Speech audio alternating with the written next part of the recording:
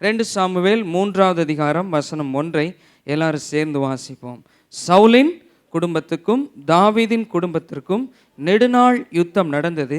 தாவீது வர வர பலத்தான், சவுலின் குடும்பத்தாரோ வர வர பலவீனப்பட்டு போனார்கள். ஸ்தோத்திரம். இது இங்கிலீஷ் பைபிளில் பார்க்கும்போது த longer it went on the stronger David became என்று இருக்கிறது. எவ்வளோ தூரம் எவ்வளவு நாள் அந்த யுத்தம் நடந்துகிட்டே போச்சோ, எவ்வளவு அப்படியே ட்ராக் ஆகி போயிட்டே இருந்துச்சோ, அந்த அளவுக்கு தாவீது ஸ்ட்ராங் ஆகிட்டே இருந்தாராம். ஸ்தோத்திரம். எந்த அளவுக்கு அவனை தாவீதை கஷ்டப்படுத்தினாங்களோ, எந்த அளவுக்கு தாவீதை விரட்டினாங்களோ, அடிக்கணும்னு நினச்சாங்களோ, அந்த அளவுக்கு அவங்க எதிர்பாராத வகையில் தாவீது வர வர நாளுக்கு நாள் ஒவ்வொரு மந்த்தும் ஒவ்வொரு சந்தர்ப்பத்திலையும் ஸ்ட்ராங் ஆகிட்டே வந்தார். கையிலோ தலையிலையா சொல்லுவோம். ஆமென். அதே நேரத்தில் இன்னொரு குடும்பத்தாரை குறித்து ஆண்டவர் சொல்லுகிறார். சவுலின் குடும்பத்தாரோ மந்த் ஆஃப்டர் மந்த், ஒவ்வொரு மாதமும் ஒவ்வொரு நாளும் என்ன செஞ்சிட்டாங்கன்னா அவங்க அப்படியே பலவீனப்பட்டு வீக்காகி போகிறாங்க. இதை எபிரேய வார்த்தையில் வாசிக்கும் பொழுது தலீம் அப்படின்ற ஒரு எபிரேய வார்த்தை வருகிறது. அந்த தலீம்ன்ற வார்த்தைக்கான அர்த்தம் கேட்டிங்கன்னா புவர், ஏழையாயிட்டே போயிட்டாங்க. ஃபினான்ஷியலாக மற்ற காரியங்களை என்ன செஞ்சிட்டாங்க, அப்படியே கொஞ்சம் கொஞ்சமாக சுருங்கி என்ன செஞ்சிட்டாங்க, ரொம்ப வீக் ஆகிட்டாங்க. நம்பர் எல்லாத்துலேயும் வீக் ஆகிட்டாங்க அப்படின்னு சொல்லி இன்டர்லீனியர் பைபிளில் இருக்குது. 2 குடும்பத்தையும் நான் கம்பேர் பண்ணி பார்த்தேன். எல்லா இடங்களையும் சரித்திரங்களை அங்கே இங்கே கொஞ்சம் நான் எல்லாவற்றையும் அலசி வாசித்து பார்த்தேன். ஒரு குடும்பம் நாளுக்கு நாள் பலத்து கொண்டு விருத்தி அடைந்து ஒரு பெரிய நல்ல ஒரு நிலைக்கு கர்த்தர் கொண்டு வருகிறார். கர்த்தருடைய துணையோடு கூட அவ்வளவு நல்லா வந்துட்டு இருக்குது. ஆனால் இன்னொரு குடும்பத்தார் கொஞ்சம் கொஞ்சமாக மறைஞ்சு போகிறாங்க. எனக்கு ஆச்சரியமாக இருக்கிறது, சவுலும் மறித்து போயிட்டார் யுத்தத்தில், யோனத்தானும் மறித்து போயிட்டார். இவங்க 2 பேரும் இறந்ததற்கு அப்புறமும் அவங்களுக்குள்ள என்ன நடக்குது, இந்த சவுல் சொன்ன வார்த்தை அந்த சவுலின் குடும்பத்தாருக்குள்ள போனது நிமித்தம் தொடர்ந்து தாவீதை அவர்கள் யுத்தம் செய்து எப்படியாவது கொல்லணும்னு முயற்சி செய்கிறத பார்க்குறோம். அப்போ ஒரு குடும்பத்தார் வர வர பலத்து கொண்டே பெருகி கொண்டே மகா பெரியவர்களாய் விருத்தி அடைந்து கொண்டே போகிறார்கள். இன்னொரு குடும்பத்தார் கொஞ்சம் கொஞ்சமாக பலவீனப்பட்டு கொஞ்சம் கொஞ்சமாக சுருங்கி கொண்டு போகிறதை பார்க்கிறோம். What is the reason? இவர்கள் 2 பேருக்கும் என்ன காரணம், ஏன் இவ்வளோ பெரிய டிஃப்ரென்ஸ் இருக்குது அப்படின்னு கேட்டிங்கன்னா, அதுக்கு ஒரு காரணத்தை நான் கண்டுபிடித்தேன். சவுலுடைய வாழ்க்கையில் த ப்ராப்ளம் ஆஃப் இன்செக்யூரிட்டி, பாதுகாப்பற்ற உணர்வு இருந்தது நிமித்தம் தாவீதை தொடர்ந்து தாவீதோடு கூட யுத்தம் செய்கிறதையும் தொடர்ந்து தாவீதை தொந்தரவு பண்ணுகிறதையும் அதன் விளைவாக அந்த குடும்பத்தார் சரியாக அவங்க ஹேண்டில் பண்ண தெரியாததுனால அவங்க பலவீனப்பட்டு போகிறதையும் பார்க்குறோம். இப்போது நல்லா கவனிங்க, வேதத்தின்படி நம்முடைய ஆண்டவர் நமக்கு பல உணர்வுகளை கொடுத்திருக்கிறார். அந்த உணர்வுகளை எப்படி ஹேண்டில் பண்ணுன்னு சொல்லி பைபிளில் அநேக பாத்திரங்களை நமக்கு உதாரணமாக எழுதி கொடுத்துருக்கிறார். கர்த்தருக்கு ஒரு நன்றி சொல்லுவோம், அல்லேலூயா சொல்லுவோம். ஒரு சிலர் எப்படி ஹேண்டில் பண்ணாங்க, ஒரு சிலர் எப்படி ஃபெயில் ஆகிட்டாங்கன்றது 2யுமே ஆண்டவர் பைபிள் எழுதி வச்சிருக்கிறார். அப்போது சவுல் தன்னுடைய வாழ்க்கையிலே பாதுகாப்பற்ற உணர்வு, இன்செக்யூர் ஃபீலிங் வரும் பொழுது அவனுக்கு எப்படி ஹேண்டில் பண்ணுறதுன்னு தெரியாமல் அதுக்குள்ளேயே போய் தன் வாழ்நாள்லாம் ஃபெயில் ஆகி போகிறத பார்க்குறோம். அதற்கு பின்பதாக அந்த சவுலின் குடும்பத்தார் அப்படியே கொஞ்சம் கொஞ்சமாக ஷ்ரிங்க் ஆகி அப்படியே அவங்க சுருங்கி போகிறத பார்க்குறோம்.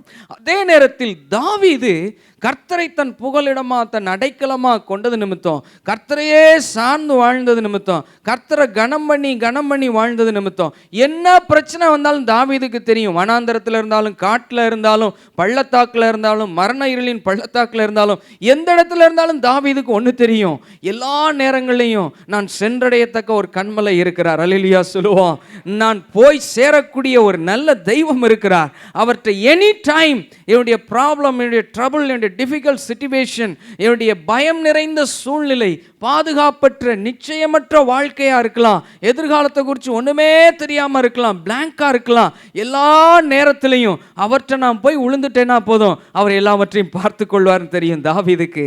ஆகவே தாவீது கர்த்தருக்குள் தன்னை செக்யூராக பார்த்துக்கிட்டு அவர் என்ன செய்கிறார், பிரச்சனைகள் வரும் பொழுதெல்லாம் அற்புதமாக அதை ஹேண்டில் பண்ணுறதை பார்க்குறோம்.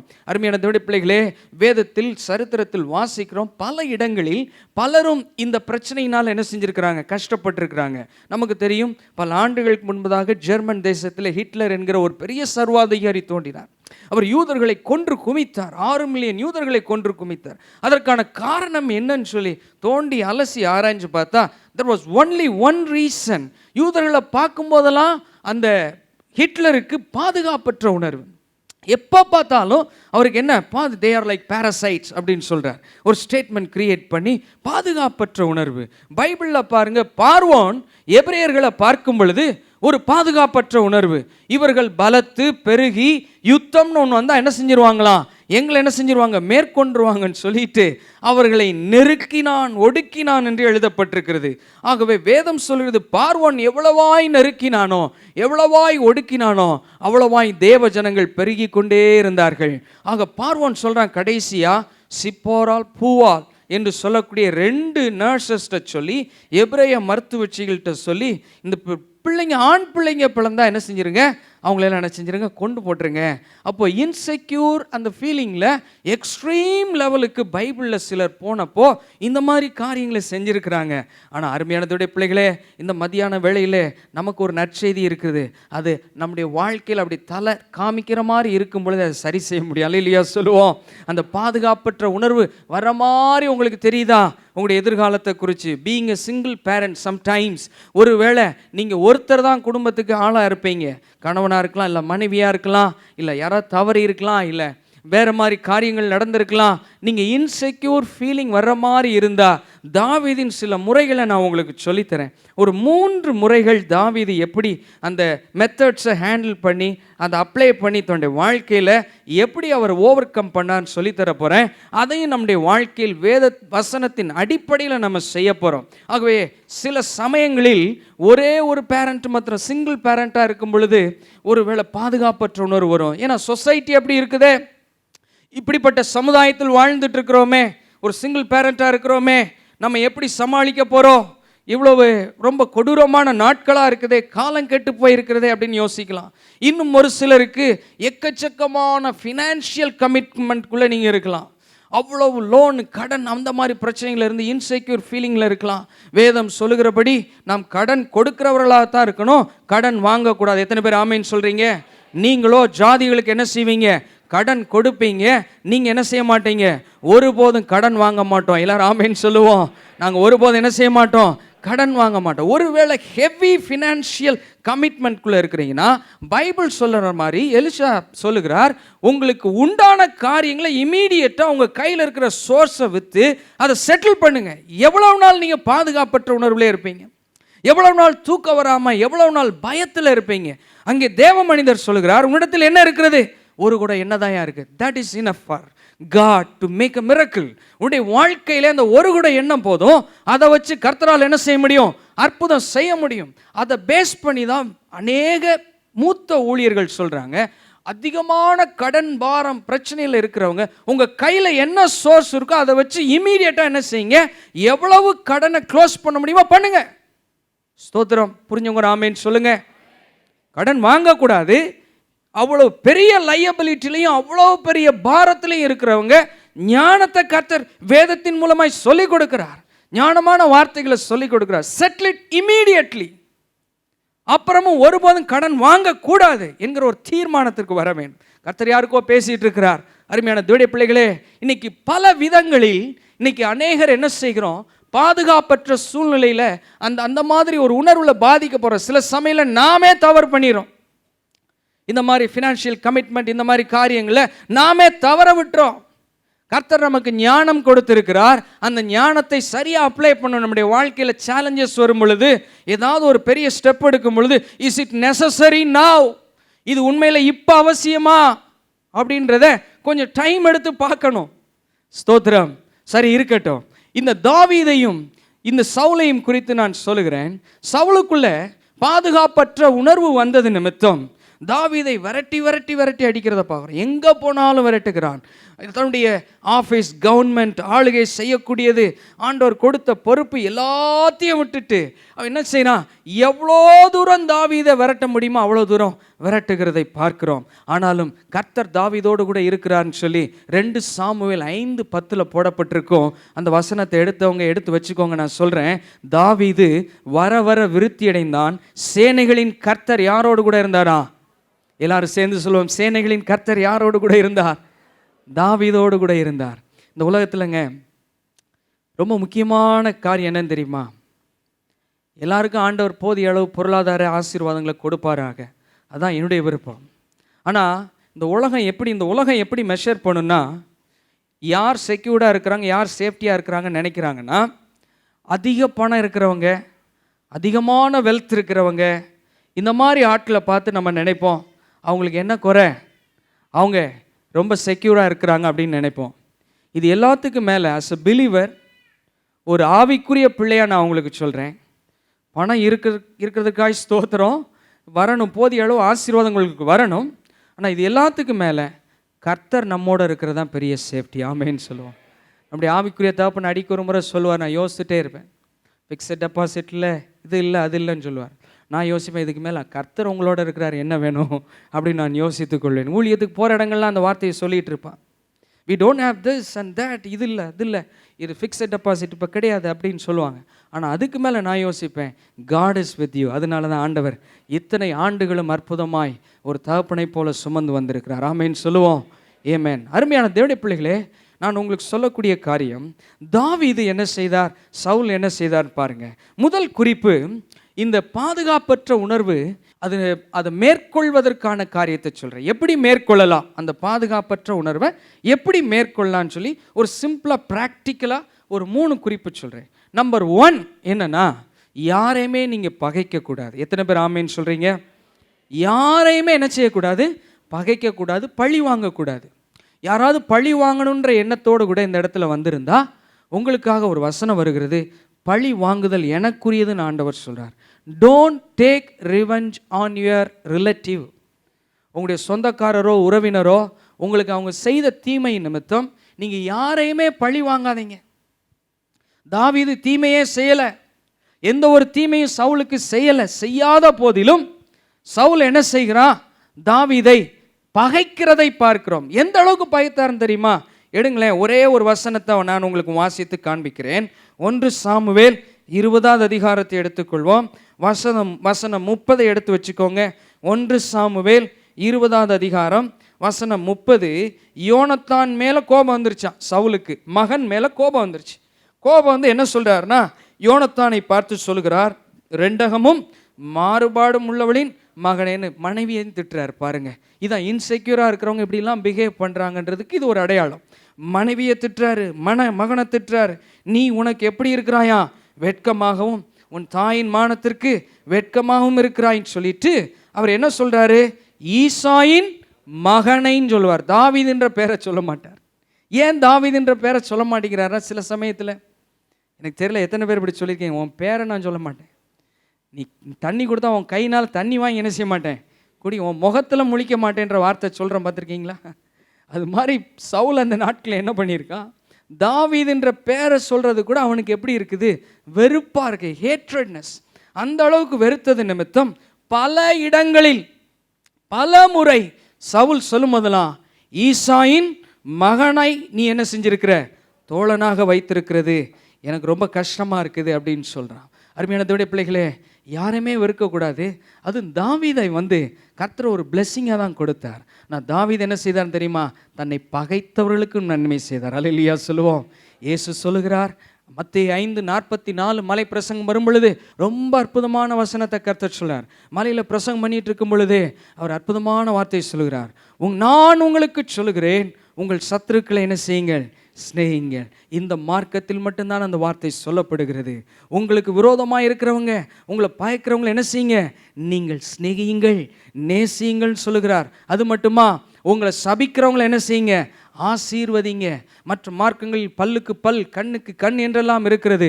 ஆனால் வேதம் நமக்கு சொல்லக்கூடிய வார்த்தை என்னவென்றால், உங்களை சபிக்கிறவங்க கண்ணு முன்னாடி சாபமான வார்த்தைகளை சொன்னாலும் யூ பிளஸ் them, அவங்களை என்ன செய்யுங்க, ஆசீர்வதிங்க. பிகாஸ் ஆசீர்வதிக்கிறது ஒரு உயர்ந்த ஸ்தானம். ஆமென் சொல்லுவோம்.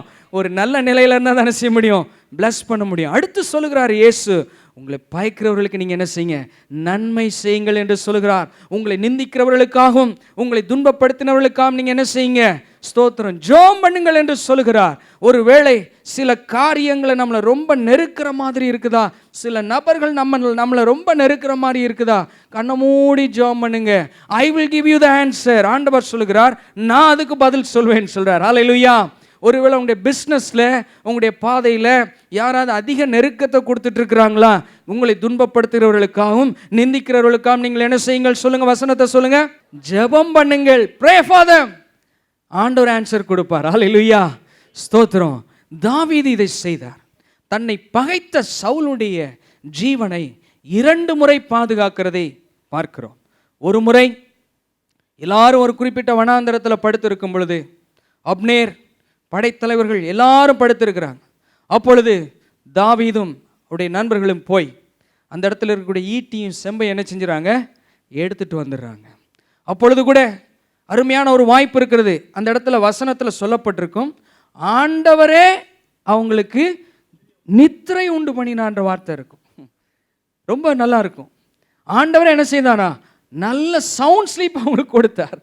It was a very good chance for them. ரொம்ப அருமையான ஒரு வாய்ப்பை கர்த்தர் கொடுக்குற மாதிரி இருக்கு. ஆனால் தாவீது சொல்வார், 3 ஆப்ஷன் சொல்வார். சவுலுடைய மரணத்தை குறித்து நான் வாசித்து பார்த்தேன். ஒரு 3 ஆப்ஷன் சொல்வார். ஒன்று, கர்த்தர் அவரை பனிஷ் பண்ணலாம், அவரே அவருடைய காலை மறிக்கலாம், அப்படி இல்லைன்னா யுத்தத்தில் மறிக்கலாம். 3 காரியங்கள் சொல்வார். நான் என்ன செய்ய மாட்டேன்? தொடமாட்டேன் அப்படின்பார். அதுக்காக தான் அந்த 3 ஆப்ஷனை சொல்வார். தாவீது சொல்வார், ஒருவேளை கர்த்தர் அவர் என்ன செய்யலாம்? தண்டிக்கலாம், தண்டிப்பாருன்னு இல்லை, தண்டிக்கலாம். இல்லை அவருக்கே ஒரு டைம் அவர் என்ன செய்யலாம்? அவருடைய டைமில் மறிக்கலாம். அப்படின்னா 3rd ஆப்ஷன் சொல்வார். டேவிட் சொல்வார், ஒரு வேளை யுத்தத்தில் எதிலாவது என்ன செய்யலாம்? அவர் மறிப்பதற்கான ஒரு வாய்ப்பு இருக்குது. ஆனால் ஐ won't touch him. அப்படின்னா பகைக்கிறவர்களுக்கும் நன்மை செய்யக்கூடிய தாவீது வர வர பலத்தான். கைகளை ஒரு அல்லேலூயா சொல்லுவோம். நல்லா கையில் ஒரு அல்லேலூயா சொல்லுவோம். இன்றைக்கி ஒரு தீர்மானம் எடுங்க பிரதர், சிஸ்டர். இன்றைக்கி ஒரு தீர்மானம் எடுங்க. எவ்வளவா பாய்க்கிறாங்க, என்னால் அவங்க முகத்தில் கூட முழிக்க முடியல, என்னால் அவங்கள ஃபேஸ் பண்ண முடியல, அவங்ககிட்ட மனம் கொடுத்து பேச முடியல, முகம் கொடுத்து பேச முடியல அப்படின்னு சொல்லி நீங்கள் ரொம்ப கஷ்டப்பட்டு ரொம்ப நீங்கள் பாதிக்கப்பட்டு வந்திருந்தா உங்களுக்கான வார்த்தை, இப்போ ஒரு தீர்மானம் எடுங்க. இந்த வருஷம் முடிகிறதுக்குள்ளே பகைக்கிற அந்த நபர் ஒருவேளை மாமனாராக இருக்கலாம், மாமியாராக இருக்கலாம், மருமகளாக இருக்கலாம், இல்லை பிள்ளைகளாக இருக்கலாம், இல்லை மற்ற யாராவது உறவினர்களாக இருக்கலாம், உடன் பிறந்தவர்களாக இருக்கலாம், யாராக இருந்தாலும் பயக்கிறவர்களுக்கு நாங்கள் நன்மை செய்வோம். கையில் உயர்த்தி சொல்லுவோம், பயக்கிறவர்களுக்கு என்ன செய்ய போகிறோம்? நல்லா செய்வோம், நல்லா சொல்லுவோம். பயக்கிறவர்களுக்கு என்ன செய்ய போகிறோம்? யாக்கோபு தன்னுடைய 12 பிள்ளைகளையும் ஆசீர்வதிக்கும் பொழுது ஆதியாம் 49 இருக்கும். எல்லா பிள்ளைங்களுக்குரிய ஆசீர்வாதங்களை அப்படியே அழகாக சொல்லிட்டு லிஸ்ட்டு போட்டு சொல்லிட்டே வருவார். யோசேப்பு வரும் பொழுது ஒரு வசனத்தை சொல்கிறார். எனக்கு ரொம்ப பிடிக்கும் அந்த பகுதி. யோசேப்பு கனிதரும் செடின்னு சொல்லிட்டு, அவன் சூரின் மேல் படரும் கொடின்னு சொல்லிட்டு, வில் வீரர் அவனை என்ன செய்தார்கள்? மனமடி வாக்கினார்கள். அவன் மேல் வில் எய்து அவனை என்ன செய்தார்கள்? பகைத்தார்கள் என்ற வார்த்தை போடப்பட்டிருக்கும். யோசேப்பு என்ன செய்தார்களா? பகைத்தார்கள். இங்கே சொல்லப்பட்டிருக்கிற வில் வீரர்லாம் வேற தேசத்துலேருந்து வந்தவங்க கிடையாது, கூட பிறந்தவங்க. யாக்கோபுக்கு தெரியும் யாரெல்லாம் வில்ல வச்சு யோசேப்பு என்ன செஞ்சாங்கன்னு. யாருக்கு தெரியும்? அப்பாவுக்கு தெரியும். வில் வீரர்னா யோசேப்போட மற்ற தேசத்துலேருந்து வந்தால் சண்டை போட்டாங்க? இல்லை. கூட பிறந்த நினைப்பு சவரில் என்ன செஞ்சிட்டான்? அவனை பகைத்தார்கள். ஆனாலும் யோசேப்பின் வில் எப்படி இருந்ததா? உறுதியாக இருந்தது. யாக்கோபின் வல்லவரால் அவருடைய புயங்கள் என்ன செய்து? பலப்பட்டது. அல்லேலூயா சொல்லுவோம். ஆனால் யோசேப்பு செய்த காரியம் என்னன்னு தெரியுமா? தன்னை பகைத்த எல்லாருக்கும் நன்மை செய்தார். அவர் சொன்னார், உங்களுக்கும் உங்களுடைய சந்ததியும் நான் என்ன செய்வேன்? பட்சமாய் பேசி. யோசேப்பு சொல்கிறார், நீங்களோ எனக்கு தீமை செய்ய நினைத்தீர்கள், தேவன் அதை என்ன செய்தார்? நன்மையாக முடிய பண்ணினார். பலர் பலவிதமான தீமைகளை உங்களுக்கு விரோதமாய் செய்ய நினைத்தாலும், உங்களுடைய குடும்பத்திற்கு, உங்களுடைய பிள்ளைகளுக்கு, உங்களுடைய பிஸ்னஸ்க்கு, உங்களுடைய வேலைக்கு விரோதமாய் செய்ய நினைத்தாலும், தேவனோ அதை எப்படி முடிய பண்ணுவார்? அறிக்கை பண்ணுவோம். தேவன் உங்களுக்கு எப்படி முடிய பண்ண போகிறார்? நன்மையாக முடிய பண்ணுவார். அல்லேலூயா, அல்லேலூயா. தன்னை பகைத்த வில் வீரர்கள் எல்லாரும் ஒரு நாள் வந்து நிற்கும்போது பழி வாங்கலையா யோசேப்பு என்ன செய்தாரா? உங்களுக்கு உங்கள் பிள்ளைகளுக்கு என்ன செய்வேன்?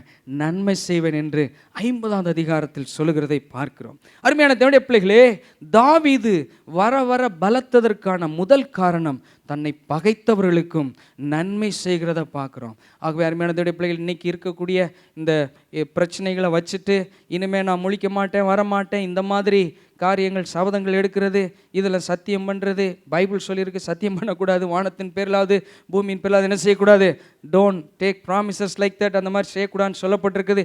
இதெல்லாம் விட்டுட்டு வேதம் சொல்லுகிற மாதிரி பிபிலிக்கல் பிரின்சிபலை நம்முடைய வாழ்க்கையில் அப்ளை பண்ணுவோம். ஃபர்ஸ்ட் பிரின்சிபல், டேவிட் என்ன செய்தாருன்னா பாய்க்கிறவர்களுக்கும் என்ன செய்கிறார்? நன்மை செய்கிறது போல நாம் நம்முடைய வாழ்க்கையில் நம்மளை பாய்க்கிறவங்களுக்கு நன்மை செஞ்சு பழகுவோம். ஜஸ்ட் டேக் ஒன் ஸ்டெப், ஒரு ஸ்டெப் எடுத்து வைங்க, ஆண்டவர் பல மாற்றங்களை உங்களுக்கு கொடுப்பார். ஆமென். உங்களுடைய ஃபேமிலியில், உங்களுடைய காரியங்களில், உங்களுடைய தொழிலில் கர்த்தர் பல மாற்றங்களை என்ன செய்வார்? பெரிய பிரேக் த்ரூ உங்களுடைய வாழ்க்கையில் நிச்சயமாய் தருவார். ஏன்னா நீங்கள் எந்த அளவுக்கு வசனத்துக்கு ஒபே பண்ணி நீங்கள் அதை பண்ணுறீங்களோ அந்த அளவுக்கு ஒரு பெரிய டெலிவரன்ஸ் உங்கள் வாழ்க்கையில் பார்ப்பீங்க. புரிஞ்சவங்க ஒரு ஆமேன்னு சொல்லுங்கள். அப்படி அந்த வசனத்துக்கு எந்த அளவுக்கு ஒபே பண்ணி நம்ம செய்கிறோமோ அப்படி ஒரு நேச்சருக்குள்ளே வந்துடணும். நம்ம the word of God, அந்த ஆணுடைய வார்த்தைக்கு கர்த்தர் சொல்லக்கூடிய பிரின்சிபல், பிப்ளிக்கல் பிரின்சிபல்குள்ளே அப்படி நம்ம வந்து அந்த வார்த்தைக்கு நாம் ஒப்பு கொடுக்கும் பொழுது கர்த்தர் ஒரு பெரிய அற்புதத்தை செய்வார். ஆமென். உறவுகளிலே மாற்றங்களை கொடுப்பார். குடும்பங்களிலே கர்த்தர் சமாதானத்தை கொடுப்பார். குடும்பங்களிலே கணவன் மனைவிக்கிடையே கர்த்தர் ஒரு மனத்தை கொடுப்பார். ஆமென். குடும்பங்களை தழைக்கச் செய்வார். ஹல்லேலூயா. வர வர கர்த்தர் உங்களை விருத்தி அடையச் செய்வார். ஆமென். ஹல்லேலூயா. ரெண்டாவது தாவீது செய்த காரியம் என்னன்னு பாருங்க. இந்த பாதுகாப்பற்ற உணர்வு வரும் பொழுது என்னன்னு பாருங்களேன். என்னன்னா ரெண்டாவது காரியம், அதை மேற்கொள்வதற்கு தேவன் நமக்கு நியமித்திருக்கக்கூடிய நோக்கத்தில் கவனமாய் இருக்க வேண்டும். ஏன்னா தாவீது ஒரு முறை சவுல் ராஜாவை பார்த்து இந்த காரியத்தை சொல்லுகிறார். 1 சாமுவேல் 24வது அதிகாரம் வசனம் 14 நீங்கள் குறித்து கொள்ளுங்கள். 1 சாமுவேல் 24வது அதிகாரம் வசனம் 14 நீங்கள் குறித்து கொள்ளுங்கள். ஒரு குறிப்பிட்ட சந்தர்ப்பம் வரும் பொழுது சவுல் தன்னோடு கூட 3000 பேரை தெரிந்து கொண்டு தாவீதை பின்தொடர்கிறார். அப்படி பின்தொடர்ந்து வரும் பொழுது தாவீது ஒரு கேள்வி கேட்கிறார். இஸ்ரவேலின் ராஜா யாரை தேட புறப்பட்டார் அப்படின்னு சொல்லி கேட்கிறார். ஏன்னா அவர் அட்ரஸ் பண்ணுறது அந்த வார்த்தை ரொம்ப முக்கியம். The King of Israel, anointed by God, chosen by God, தேவனால் தெரிந்து கொள்ளப்பட்ட, தேவனால் அபிஷேகம் பண்ணப்பட்ட இஸ்ரவேலின் ராஜான்ற வார்த்தை ரொம்ப முக்கியம். அதை சொல்கிறார். சவுலுன்னு சொல்லியிருக்கலாம், இல்லை வேற ஏதாவது சொல்லியிருக்கலாம். முறைப்படி பார்த்தா ஃபாதர் இன்லா கூட அப்படி கூட சொல்லியிருக்கலாம். இல்லை, அவர் சொல்லக்கூடிய வார்த்தை இஸ்ரவேலுக்கு ராஜாவாக இருக்கிறவர் யாரை தேட புறப்பட்டார்.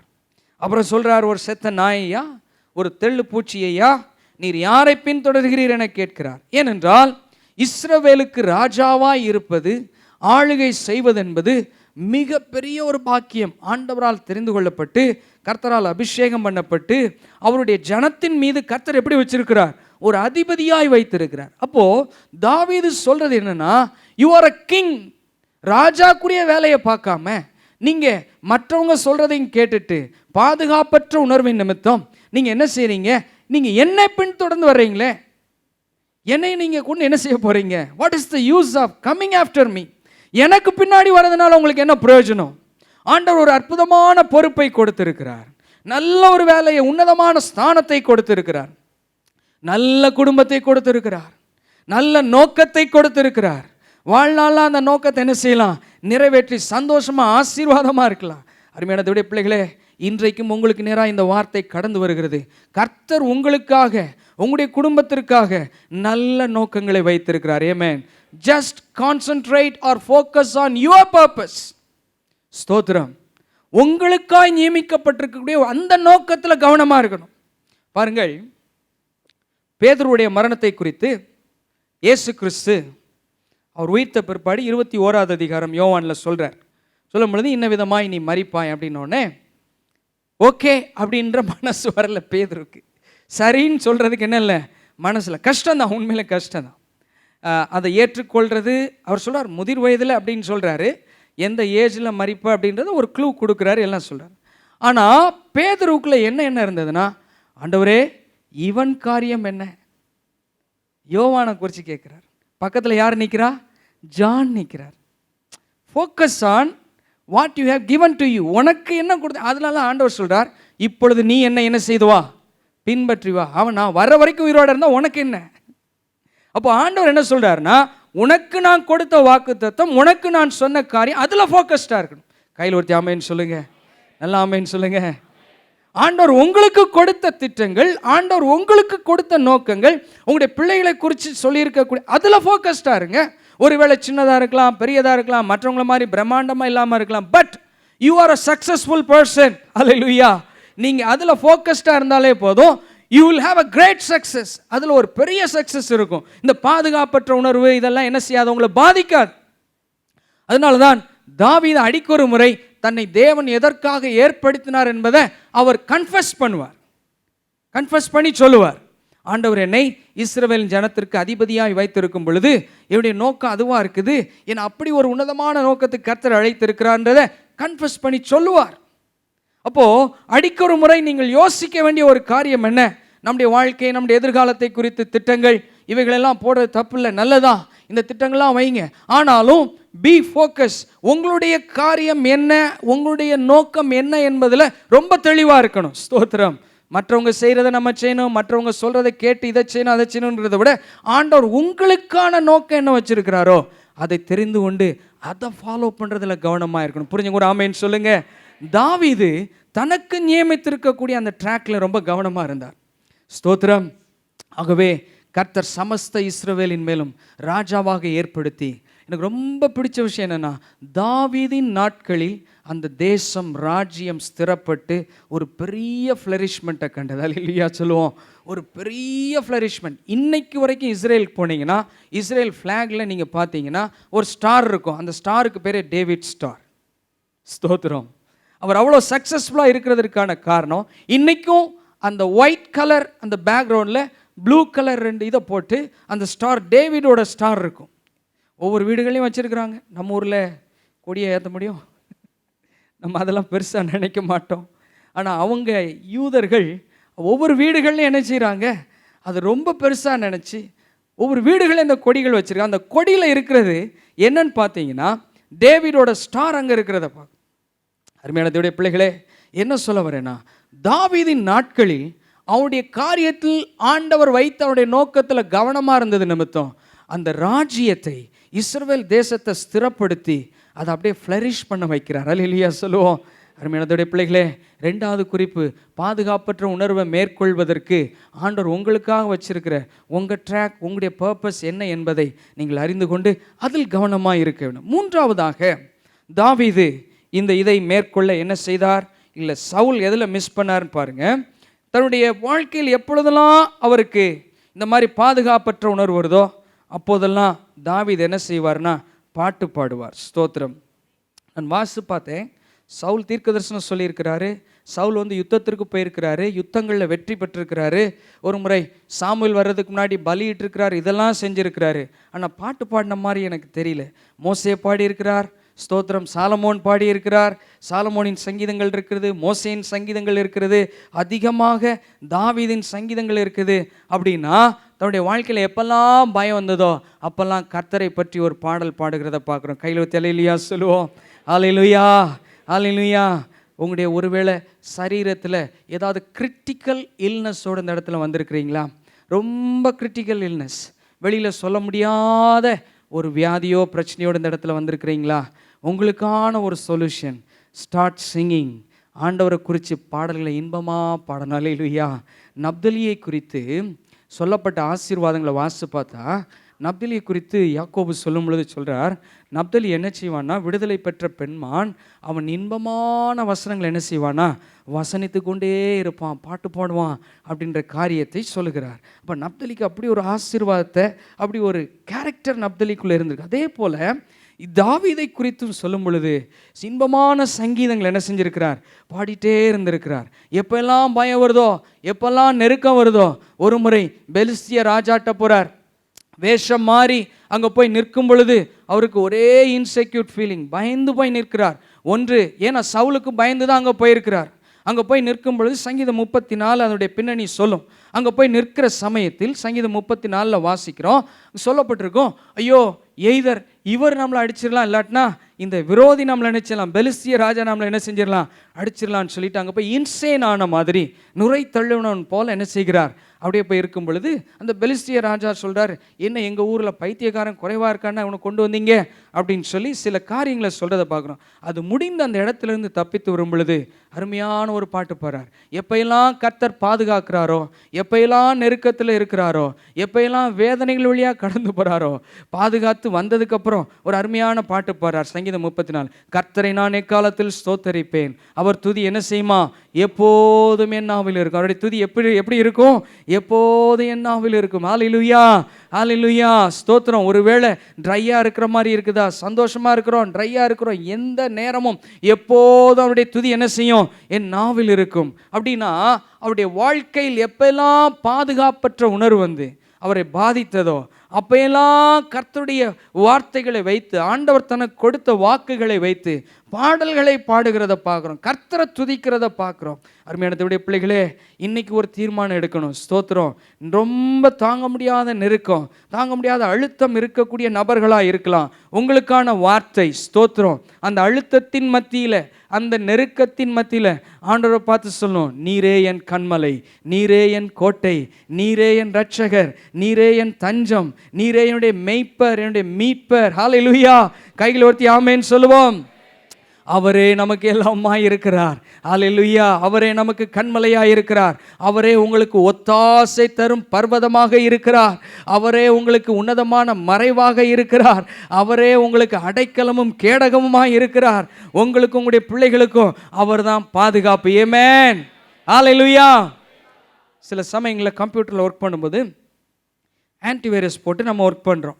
நாட்10 இல்லை K7 இதில் என்னமோ இருக்குது, நிறையா இருக்குது. 1 இயர் ஆனவுடனே எனக்கு ஒரு மெசேஜ் வந்தது. அது வரைக்கும் எனக்கு அந்த கார்னரில் வரும், யூ ஆர் 100% ப்ரொடெக்டட் அப்படின்னு வரும். காரணம், அது விலை கொடுத்து வாங்கி என்ன செய்கிறோம், அந்த 1 இயர் சப்ஸ்கிரிப்ஷன் கொடுத்து அதை வாங்கி அதை பயன்படுத்தும்.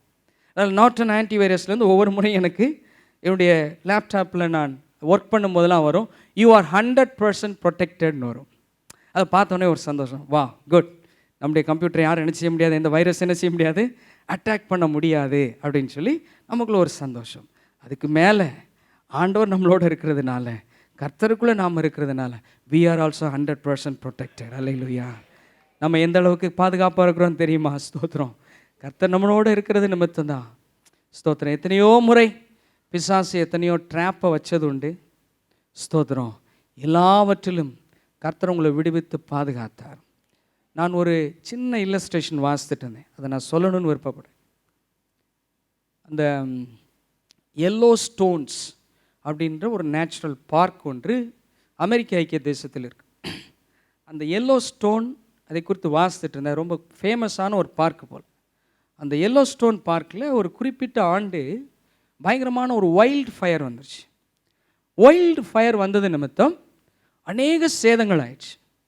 அது முடிஞ்ச உடனே இந்த ஃபாரஸ்ட்டில் ஒர்க் பண்ணக்கூடிய இந்த ரேஞ்சர்ஸ் என்ன செஞ்சாங்க, தங்களுடைய டீமை கூப்பிட்டுட்டு எதெல்லாம் பாதிக்கப்பட்டிருக்குன்னு கணக்கெடுக்கிறதுக்காக அப்படி போயிட்டுருக்குறேன். மலைகளில் ஏறி போயிட்டுருக்கும் பொழுது அந்த ஒவ்வொரு இடத்தையா அவங்க எக்ஸாமின் பண்ணி எவ்வளோ பாதிப்பு ஏற்பட்டிருக்குன்னு பார்த்துட்டு வரும் பொழுது ஒரு பறவை அது என்ன செஞ்சுருக்கு, அது அப்படியே அந்த சாம்பலாகி கருகி என்ன செஞ்சிருச்சு, இருந்துச்சு, டெட் ஆயிடுச்சு. இந்த வைல்ட் ஃபயர் நிமித்தமாக டெட் ஆயிடுச்சு. அப்போது அந்த டீமில் இருக்கிற ஒருத்தர் ஒரு கம்பை வச்சு அந்த பறவையை லைட்டாக அப்படி தள்ளி விட்டால் சாம்பல் ஆஷஸ் பறந்தது. ஆனால் அது கீழே இருந்து 3 குஞ்சு வேகமாக ஓடி இருக்கு. அப்போது அவர் எழுதியிருக்கிறார், அந்த பறவை வந்து என்ன செஞ்சுருக்கலாம், இன்னொரு சாய்ஸ் என்ன செஞ்சுருக்கலாம், எடுத்துருக்கலாம். என்ன சாய்ஸ் எடுத்துருக்கலாம்னா, வைல்டு ஃபயர் வருதுன்னு தெரிஞ்சவன என்ன செஞ்சுருக்கலாம், பறந்து போயிருக்கலாம், ஓடி போயிருக்கலாம். ஆனால் தன்னுடைய 3 பிள்ளைகளையும் காப்பாற்றுவதற்காக தன்னுடைய செட்டைகளை விரித்து என்ன செய்தான், அப்படியே அழகாக வச்சு இருக்குதான்.